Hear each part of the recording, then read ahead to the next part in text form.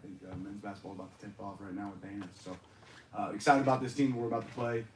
You know, USC has a lot of talent. They've obviously scored a lot of points and done really well as a complete team. You know, they stress you in a lot of different ways. They're really talented and well coached.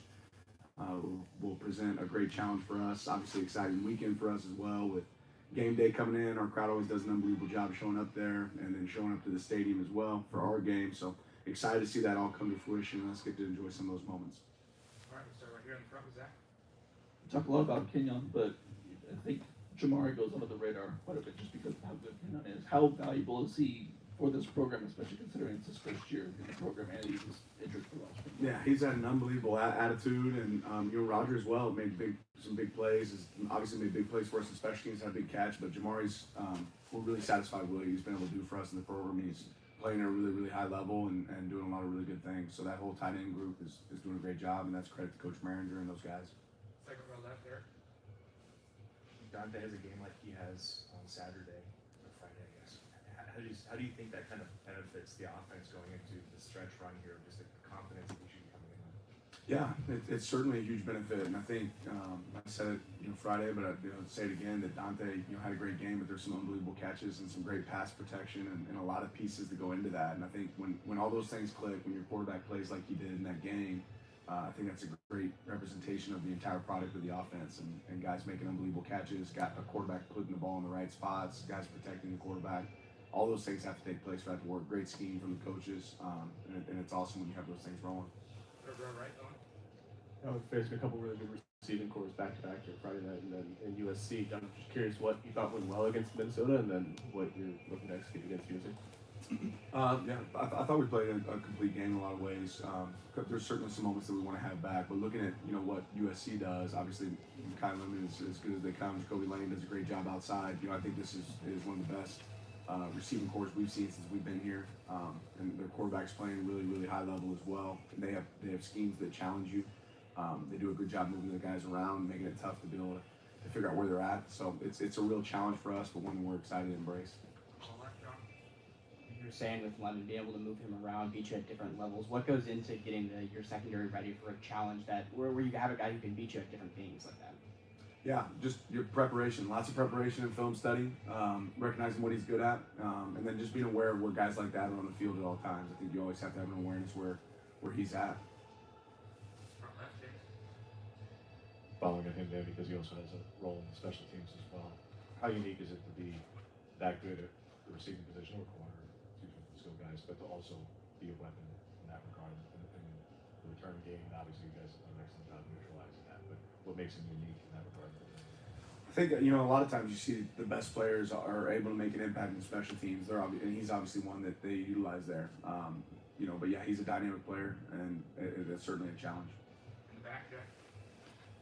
Coach, 2 weeks left. I know you guys are obviously focused on USC this week, but a lot of the talk, especially as we get later into the season, obviously about who's going to be in college football playoffs. With where you guys currently are situated, do these last 2 games of the regular season feel like pretty much the start of the college football playoffs for you guys?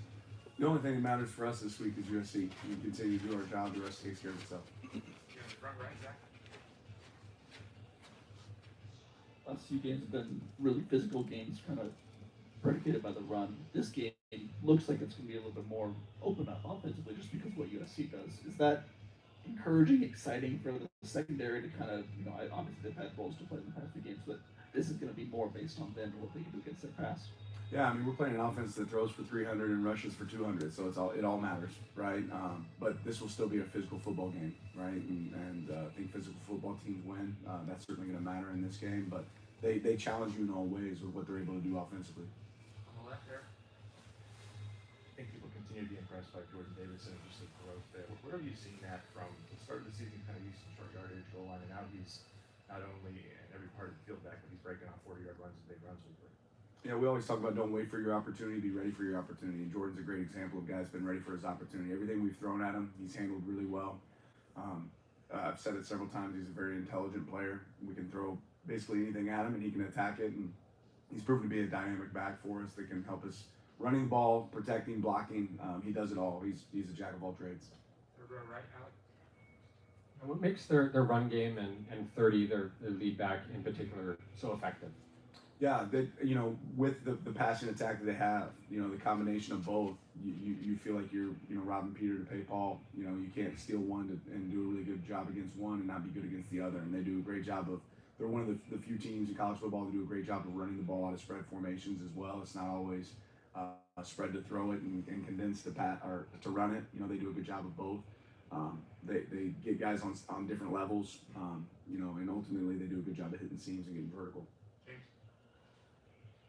For as much as there is to talk about in their pass game, Dan, obviously you guys are leading the country in pass defense as well, and you've made tremendous strides there. What do you attribute that to? I mean, obviously you guys have changed the personnel, helps have great players, but you had 5 seniors who were awfully good too. They were just short.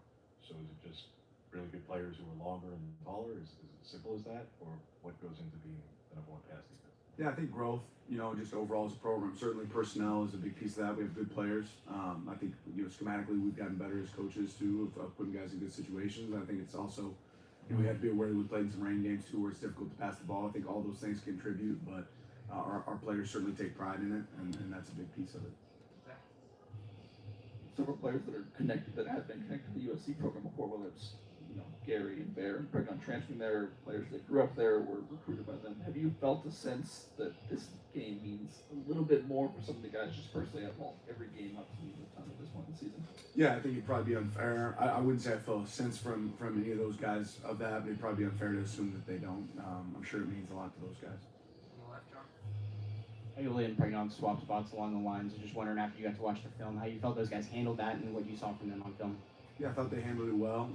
Again, we'll continue to move guys around to figure out where our best 5 are and how that fits, and especially at this point in the season when certain guys are banged up, you got to look at different options there. What's unique about Miami? Yeah, it's not getting enough credit for one. I'll say that. I mean, he's more athletic than people realize. Throws the ball well. I think he keeps his eyes downfield even when rush is imminent and getting close, and does a really good job. And he can certainly beat you with his legs too in the run game. So. He's a complete quarterback. He plays with toughness. He wants to go get it guy. He's a guy that's going to compete until the end and shows up consistently for them. In the back, Jack. You guys' offense obviously very efficient this past Friday, 4 for 4 inside the red zone, taking on a USC team that ranks top 10 nationally, I believe, in red zone defense, just allowing I think a 71% just scoring rate. What do you guys need to do this week to sort of generate that same efficiency inside the red zone, inside those 20 yards? Yeah, I think it starts with protecting the ball. I think that's an important place that this team's been advantageous when it comes to creating takeaways. And that's something we have to do a great job of. And then ultimately focus on our assignments. USC does a great job there. Obviously, we have to do a great job there. And really, it's more about worrying about us than them.